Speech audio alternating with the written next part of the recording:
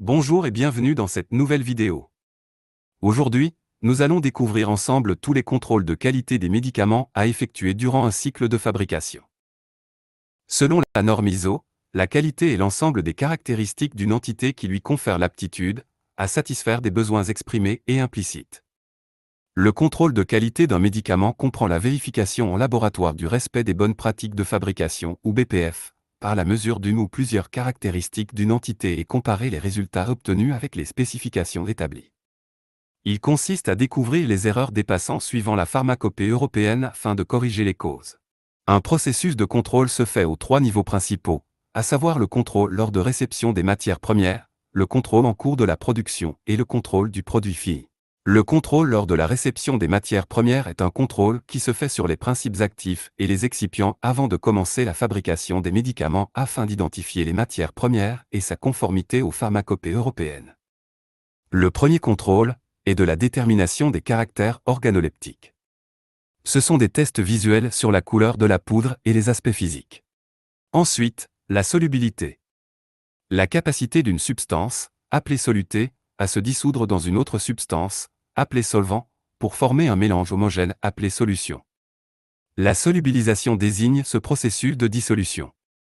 Le test de solubilité est décrit généralement par le fournisseur de la matière première. Pratiquement, ce test est réalisable au laboratoire à l'aide d'un appareillage spécifique. Afin d'être sûr que la matière première est conforme aux normes internationales, des techniques d'identification bien précises sont réalisées au laboratoire. La spectrophotométrie d'absorption dans l'infrarouge ou dans l'UV visible et la chromatographie sont des techniques souvent utilisées. Les spectrophotomètres infrarouges utilisés pour l'enregistrement des spectres comprennent une source de lumière appropriée, un monochromateur ou un interféromètre, et un détecteur. Les spectrophotomètres peuvent avoir pour but de suivre un processus réactionnel par l'observation de la disparition ou l'apparition de bandes caractéristiques d'un groupement fonctionnel. Toutes les étapes à suivre pour préparer la solution analysée est décrite par un mode opératoire lié à chaque médicament. La spectroscopie d'absorption dans l'UV et le visible est basée sur la propriété des molécules d'absorber des radiations lumineuses de longueur d'onde déterminée. Comme la spectrophotométrie dans l'infrarouge, toutes les étapes à suivre pour préparer la solution analysée en spectrophotométrie d'absorption dans l'UV visible est décrite par un mode opératoire lié à chaque médicament.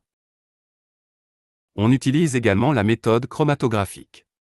Il existe plusieurs classifications et types de chromatographie, mais la plus utilisée dans un laboratoire pharmaceutique est la chromatographie liquide haute performance ou HPLC.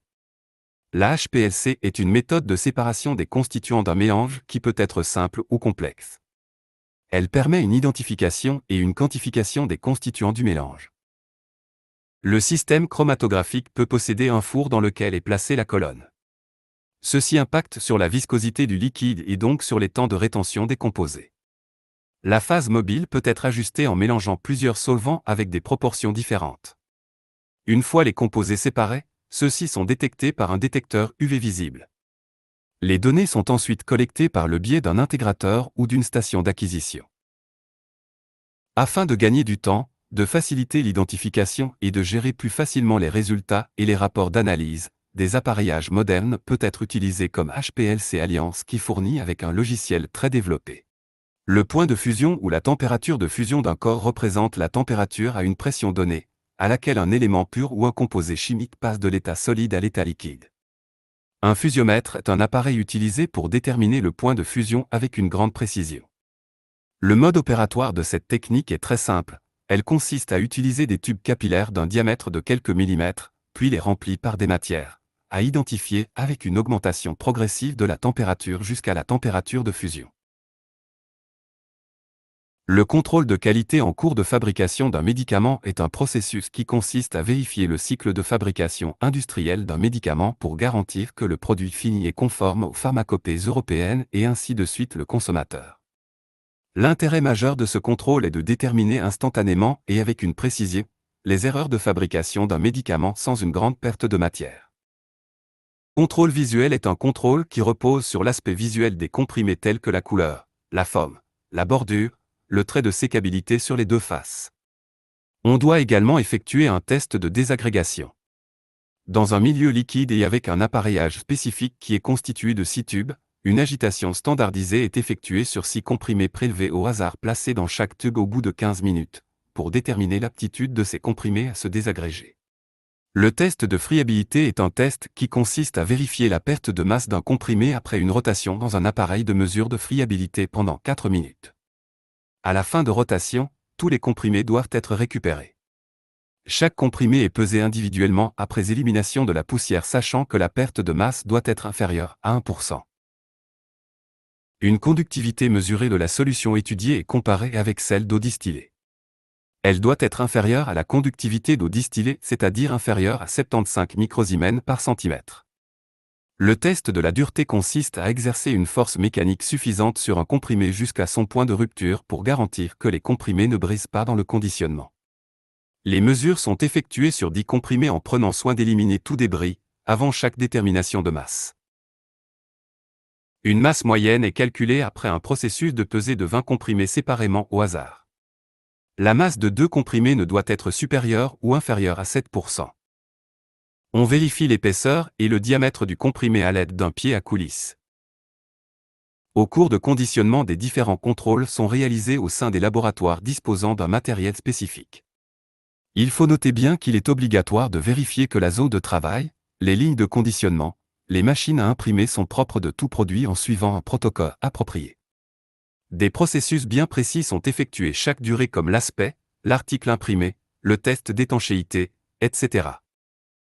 En ce qui concerne le test d'étanchéité, dans un dessiccateur en verre qui contient une solution de bleu méthylène, on place quelques blisters selon le tableau de Military Standard FOR Pharmaceutical Product en effectuant une pression avec une pompe à vide à manomètre.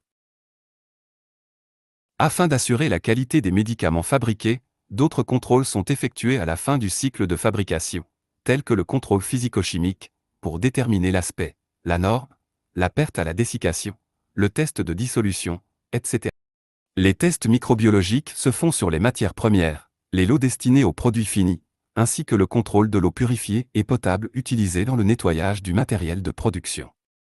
Ils portent sur dénombrement des germes aérobies viables totaux comme les bactéries, les levures et les moisissures, et de rechercher des micro-organismes spécifiques tels que Escherichia coli et Pseudomonas.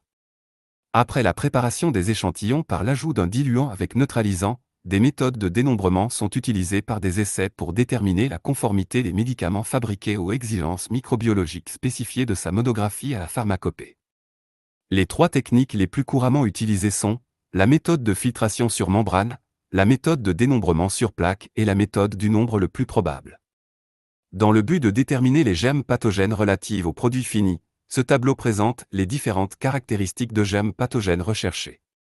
En résumé, la qualité du produit pharmaceutique est assurée par le contrôle au cours de toute la chaîne de production, à savoir le contrôle des matières premières, des produits semi-finis et les produits finis.